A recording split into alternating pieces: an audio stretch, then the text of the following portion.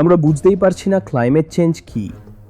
জলবায়ু পরিবর্তন মানে এনার্জি। বায়ুমণ্ডলে ভয়ানক শক্তি বেড়ে যাবে, আর সেটা যা খুশি করতে পারে, অতিরিক্ত বৃষ্টি, কম তাপমাত্রা বা তাপমাত্রা মারাত্মক বাড়িয়ে দেবে এমন বিধ্বংসী ঝড় আনবে যা আপনি জীবনে দেখেননি।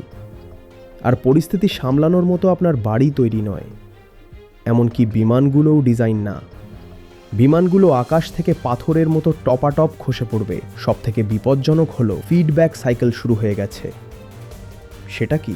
জলবায়ু পরিবর্তনের ফলে এখন বরফ গলছে, ফলে বরফের নিচের পাথরগুলো বেরিয়ে আসছে। উন্মুক্ত পাথর সূর্যের আলো শোষণ করবে। যখন শোষণ করবে, তাপমাত্রা বাড়বে এবং বরফ দ্রুত গলবে। যত গলবে তত বেশি পাথর বেরিয়ে আসবে। যত পাথর বেরোবে, তাপমাত্রা তত বাড়বে এবং বরফ আরও গলবে। এটাই ফিডব্যাক সাইকেল। একবার যদি এটি শুরু হয়, তবে থামানো অসম্ভব। এখন মানব সভ্যতার সম্পূর্ণ উন্নয়নের আমি কি উন্নয়ন বললাম নাকি বিনাশ? উন্নয়ন বলেছি, বেশ বলেছি, কারণ আমাদের কাছে উন্নয়ন মানেই তো বিনাশ।